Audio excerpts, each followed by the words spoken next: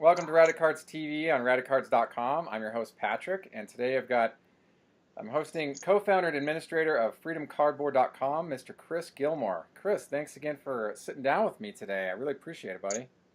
Hey, Patrick. How's it going? It's going well. Thank you. This is really a fun opportunity for me to talk to you. I met you in the 2012 National Sports Collectors Convention. I remember you guys were sponsoring the event. Is that right? Yeah, that's right. We did it every year from '08 to 2015. Yeah, 2015. So you did it for a while. That's awesome. Excellent. So rad. How did you hear about Radicards.com? Twitter. Yeah? Through your postings. Yeah. You use those collect hashtags every now and then. They're gonna come through. Come through my feed. I do read Twitter a lot. I try not to tweet a whole lot unless it's about something actually going on the website or in sports cards. But yeah, it's kind of what we use Twitter for. So. Yeah, excellent. So Chris, as the co-founder and administrator and managing partner of FreedomCardboard.com, can you tell me how did you market the site during its initial phases in the beginning? Well, we really didn't have to do a whole lot of marketing. It was kind of a grassroots movement. The users did all the marketing. Well, I mean, we came along at a time where people were really getting frustrated with Beckett.com. Their message board had a lot of influential people like Japers, those back pages, and just a lot of guys that people came there to read. And as they moved over to our site, generally, so did everybody else along with them. It didn't take long. I think we had 1,200 signups in the first night. Oh wow! So yeah, it was kind of crazy. Those were some sleepless nights because I had it on a shared hosted server. Maybe we'll have 10 people in the morning, sitting there talking about how their day went. But no, it quickly just busted, and I found myself. There was one day in the first week where I spent every hour I was calling the host going, yep, I need a bigger VPS. Yep, I need a bigger VPS. Yep, well, crash the site. Really? Reboot it, too many users, need a bigger VPS. So we just had to hit that hotspot. And, we've had our own technical difficulties over the years as well. So Who do you host with? Right now it's with Bluehost. Uh-huh. We evaluate that year to year where we can find the best deal. You can get really good deals on VPS if you pay by the year. Mm-hmm. So we'll just buy a block for the year and say, well, this is where we're going to be for this year. Walk us through, I guess, maybe the last couple of projects for you, what you started collecting in the beginning leading into now, and talk about that. Can you tell us about that, Chris? Well, as a kid, I collected Dale Murphy base cards, or Dale Murphy anything really, and really that's the '80s. So all they had was base cards. Yeah. Totally. Like a lot of people, I didn't really collect a whole lot in high school and college, and came back and found all this cool stuff. Started with Dale Murphy and Adam Dunn being the new guy, and I'm a big Braves fan, so I went for a lot of Braves stuff. Adam Dunn was because being in Atlanta, we got a lot of options for minor league baseball. And I remember going to the Chattanooga Lookouts going, oh my gosh, this guy's going to crush every record out there. Because he looked like that in Double-A. It looked like Babe Ruth's record was going to fall right there. Yeah, that's how good he was in Double-A. So I don't know if you ever heard of Corky Miller, too. Corky became a fan favorite because he was kind of the class clown. He was a good ball player. Yeah. Not really a major league talent, but I was a big fan of Corky Miller just because of the antics he pulled. He was a stubby, large catcher, and just a foul mouth, and he was great to watch. Most of his professional life was as a minor league ball player, and that is a tough life. There was a player in the 80s called Razor Shines. You may have heard of him, but he spent over a decade in the minor leagues before he finally came up in 86. Yeah, he's a first base coach. Or not a first base coach, but he's a coach in the Mets organization now. Is he? Yeah. Actually, Corky went 11 seasons in the big league, 203 total games. They didn't play him that frequently. So tell us what you This, collect now. I pretty much go from project to project. I'll finish a project, and when I finish it, if I'm happy with it, I'll keep it. If not, I'll give it away most Okay. times. See, right now I'm working on base sets from the 80s, all-star rosters signed in person. Love it. That's so awesome. I just got an addition to this. And Let's see it. this is my new Tom Seaver. Oh yeah, I love his signature. I was a big fan of him. I still am. I think he's great. Back in the, it's such a bold signature there. Back in, I think Yeah. it was like 90, in the mid 90s, I got a copy of his 75 Topps card, and I thought that was just a crown jewel in my collection. You know, Chris, I got to ask you, what got you into collecting when you were younger? My dad. Yeah. You know, we would we'd always go to this one little card shop up in Alabama. You know, there aren't many card shops in Alabama. Back then, there were a lot more than there are now. But we went to this Linlock Hobbies near Anniston, Alabama, and it's just something we did after Little League baseball games. You know, I mean, if you're my age, you played Little League. That's just the way it is. Every kid I know played. So I played. ever since I've announced this project, though, people keep sending me cards. That's great. This is one I got from a buddy of mine on the boards who actually he came down to Atlanta a couple of weeks ago, and it's been a couple of months from now. And I picked him up, and he wanted to know what the varsity was like, so I went to his hotel and picked him up and took him to the varsity. And this is what he sent me a Gary Gaetti. Oh yeah, 85. Gary wasn't an all-star. So He wasn't an all-star, but you got to remember Gary Gaetti. You know. What are some of his significant athletic events in his career? Beating the 1991 Atlanta Braves and crushing my dreams in the World Series. Well, you picked it up in '95 when they won the World Series then, right? Yeah, but that doesn't mean that 91 didn't hurt. They all hurt. You know, yeah. David Justice. I love David Justice. Yeah, that's great. What do you like about collecting cards, Chris? I like the history. You like the history? To me, it's the best link to. I'm big into pretty much all forms of history. Hell, I'm married an archaeologist, so yeah, it's great. Something I'm really into, and it kind of helps me stay connected with my dad and sometimes my wife because she knows the history. She doesn't necessarily care about the cards, but she does care about the history. Yeah. At what age did you start collecting or getting into collecting? Let's see, it was my first set that I actually completed was 87 Topps. Oh wow. You know, I had cards before then, but 87 was the first one where I really said, okay, I'm gathering all these cards from packs, and that's kind of, to me, that's just having cards is not necessarily a collecting activity. You know, a lot of kids have cards. That doesn't mean they collect cards. Right. Trying to build that set was the first. That's when I consider myself a collector. So 87, about 10 years old. And I didn't do it a whole lot during late high school and college. You know, as most people know, because it's not cool anymore. And started when I came back from college. And, hey, what's this box doing here? Oh, these are kind of cool. Barry Bonds, he's awesome. Why is Barry Bonds' rookie card worth anything? Do you remember the first card that you got? And can you provide, like, I mean, I guess the second piece of this question might not apply. I would say, can you provide an accurate count of how many you have now? Are you more of like a quantity collector or a quality collector? Quality. I don't hold on to things that I don't have an attachment to. Yeah. You know, I kind of live light as well. You know, I don't keep a lot of stuff. Yeah. You know, what was your first card? Can you think about that?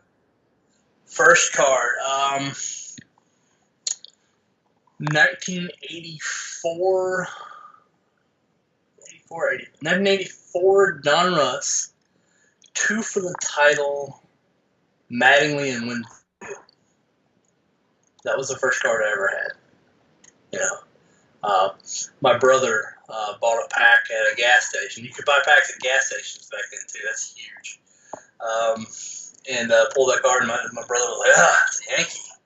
I said, what are you talking about? Don Mattingly and Dave Winfield. I don't I don't care the Yankees. And but here at it, brother gave me the card, and that was the first card I ever had. 84 Don Russ, really? Yeah, it was either 84 or 85. I was young. Yeah. I was like 4 or 5. Let's see what year that was.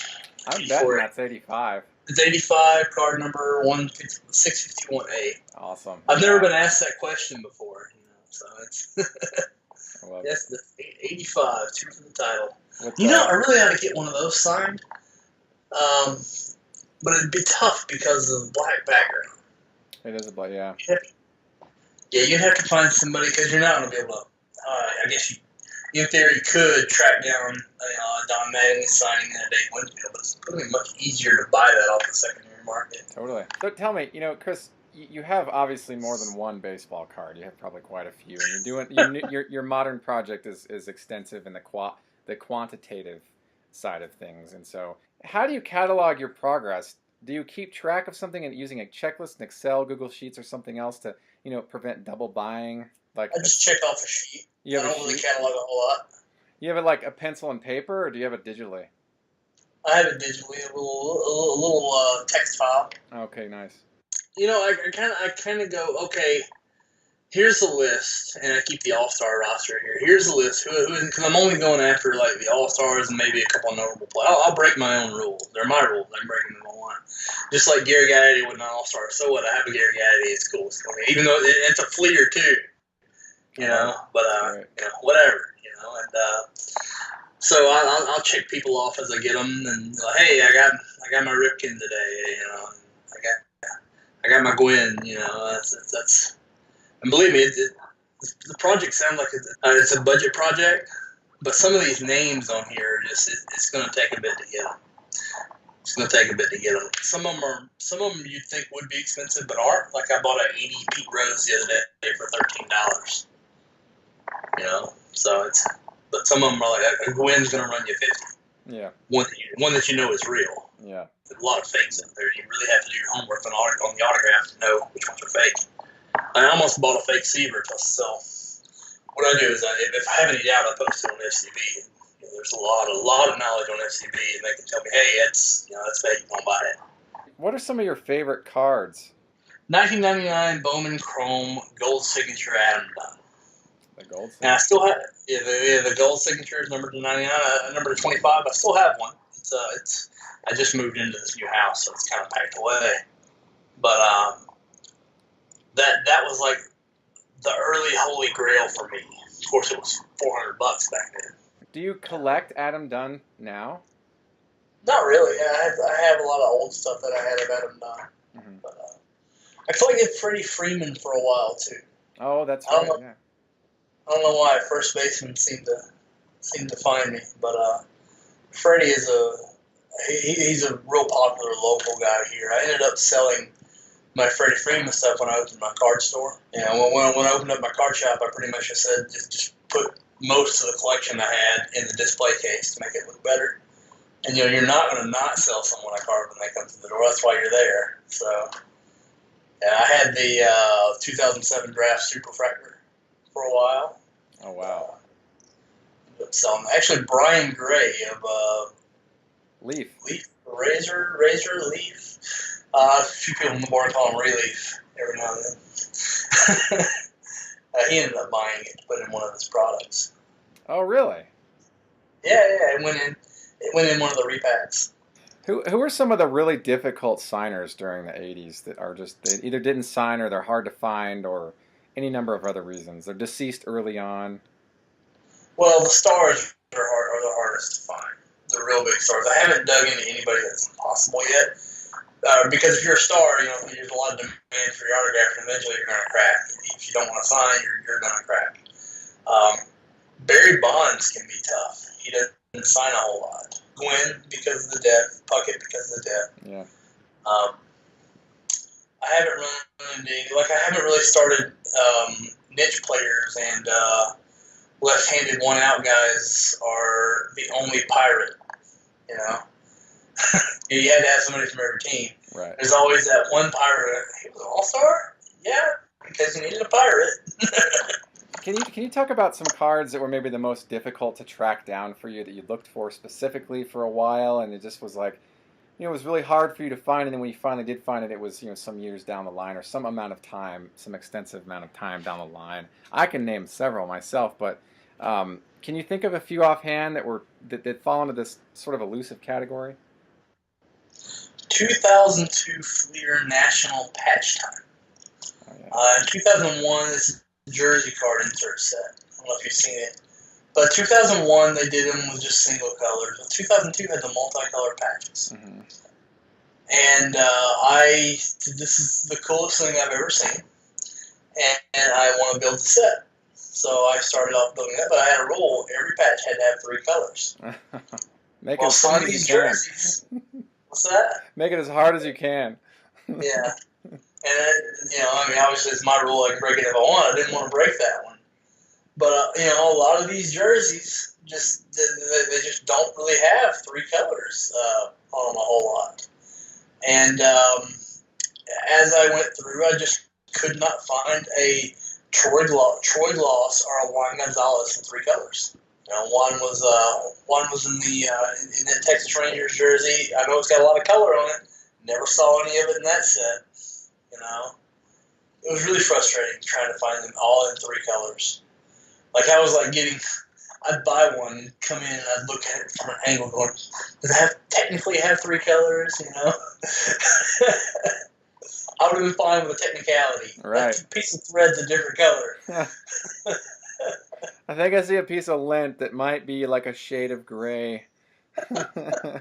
Are you currently in search of some cards now in your current project that are hard to track down? Like I hope today is the day that I find, whatever that is. Not really, because I closed my store in February. Mm-hmm. And after you do something like that, you kind of just want to step away for a little while. Yeah.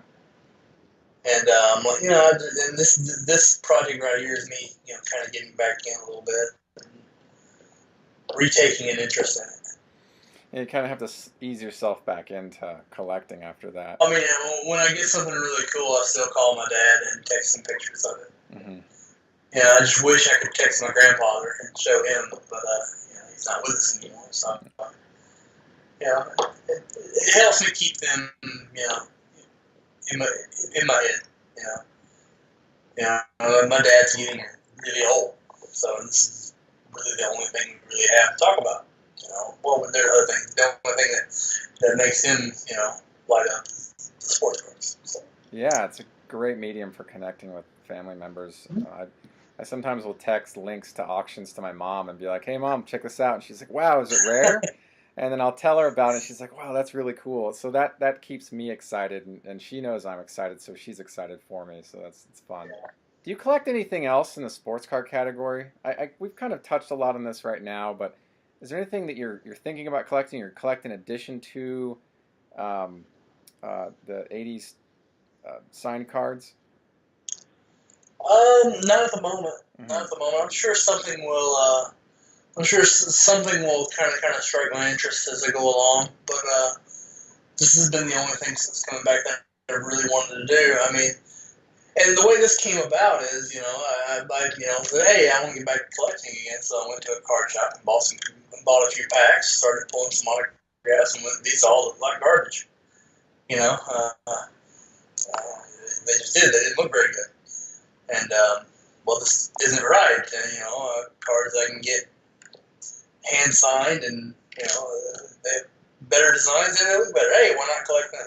We did a lot of signings at the shop. We had Craig Kimbrell, Bobby Cox, AJ Green, Julio Jones, and when they were signing a sheet of stickers, because we did sell some through card companies, man, they fly through them. Their handwriting is so cramped. They don't have the space to do this nice, pretty signature like this Seaver with that nice flowing signature using the whole card. Mm-hmm. They just it leads to people putting a check mark for their names, like you see some of these NFL guys, like Vernon Morris's signature is really just a check mark. I've seen that signature before. Yeah, I saw an X. Yeah. Was it Joe Jackson that used to sign his name with an X? Well, Joe Jackson did that because he couldn't write.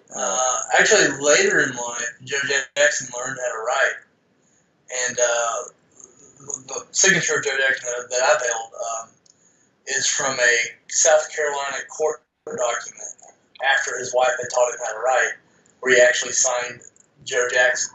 Actually, because of the board, I actually got to assist in building a set and kind of come up with the creative concept, make checklists, make subsets, and even do a lot of the negotiations for the autograph process with 2008 or 2009, because Mike Trout's rookie year of In the Game Heroes and Prospects. I don't know if you've ever seen those. There's a lot of junk in there, but there's also some really nice jumbo patches that I had a big hand in creating. Everything from buying memorabilia to signing the players' autograph deals. And I actually signed Mike Trout to the deal for that product. Mm-hmm. So that's probably the coolest thing I've ever really been involved in baseball cards was getting that set built and being proud of it once it got delivered. And except for the garbage, they did a couple of sets. I'm like, don't do that. We have to do it. So they did it. They did these. My intent when I sent the mock-ups was to have like bat barrels, like manufactured bat barrels, like Number Net used to do. But that kind of got lost in translation, so they printed a picture of a bat and put the sticker over it. How did you get involved in that process within the game? Well, they knew me because of FCB. Mm-hmm. And you get, when you're at the National and you're drinking with the manufacturers, we really need someone that knows. Like, I know that. Hey, why don't you come on and do this? All right. Next thing I know, I'm designing a set. So awesome. Yeah. So you designed? Did you design the people that were going to go into the set, or what was? I picked the checklist. Yes. You picked it. Okay. Yeah, I picked the checklist. I picked who went on what type of memorabilia went in, who we signed, who didn't sign. Actually, we pretty much just ended up signing everybody. I kind of went overboard with that, but big budget. Was it a big budget? It was a decent budget. It wasn't like a Topps budget, but the print run is nowhere near where the Topps print run is. Right.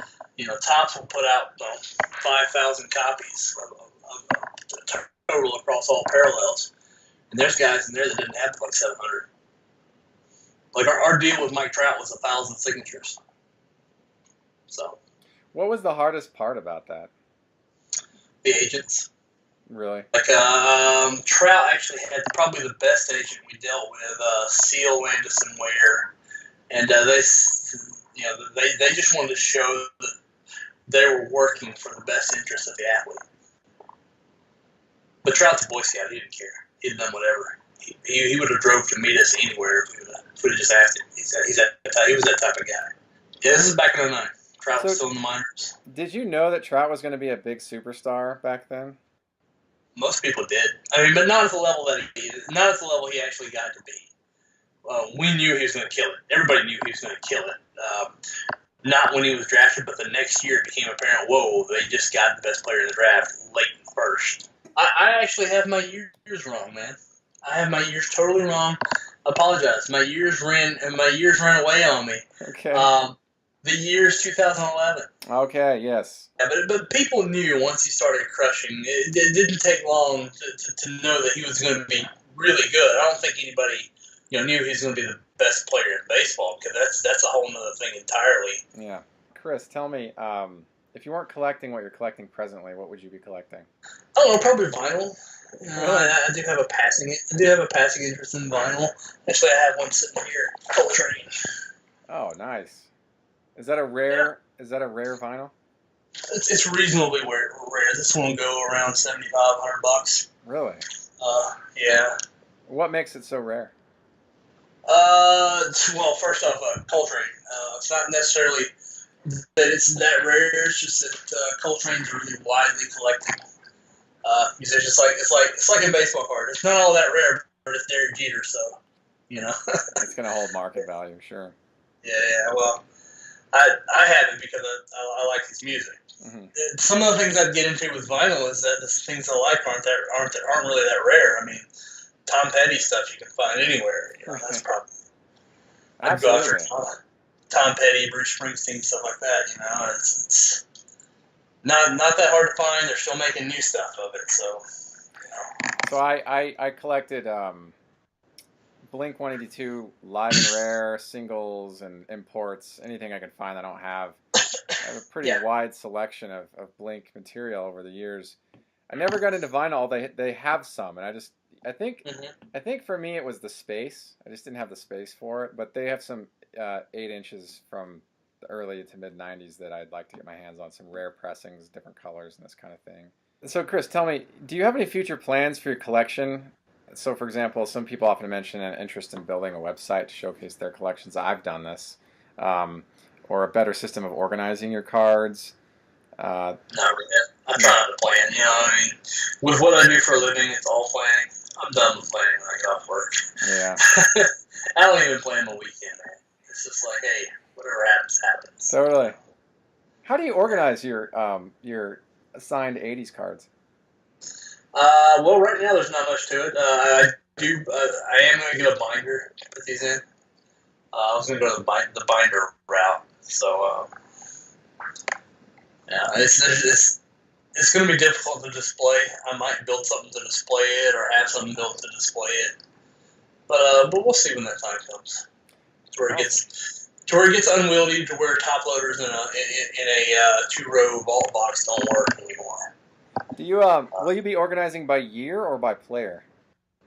Well, it's going to be by year, definitely, because they're all-star teams. Totally. You know, and I may, put it together with other memorabilia from the All-Star game that year, maybe a program or something. Gosh, if I could find a lineup card, would be great. I don't know how readily available those are. They're probably really expensive, but, what the heck. Sure. Uh, I like that. if I could find a lineup card, too, that would be great. Chris, thank you for sitting down with me. I have to ask you, the final question here. Do you have any final thoughts you'd like to share? Not really, just come visit Freedom Cardboard. Tell them C. Gilmore sent you. If you have any problems, just hit me up, email, PM, whatever. If you hit the contact us button on the website at any time, it goes straight to my email address. Feel free to do that. I'll be glad to help you. Love it. Nice plug. All right. Yeah. Thanks so much for sitting down with me, Chris. I really appreciate this time that we were able to talk about your collection, what you collect, your background a little bit, and really had a good time. Yeah, man. Thank you for watching another episode of Radicards TV on Radicards.com. I'm Patrick. This is Chris Gilmore of FreedomCardboard.com. And until next time, enjoy collecting.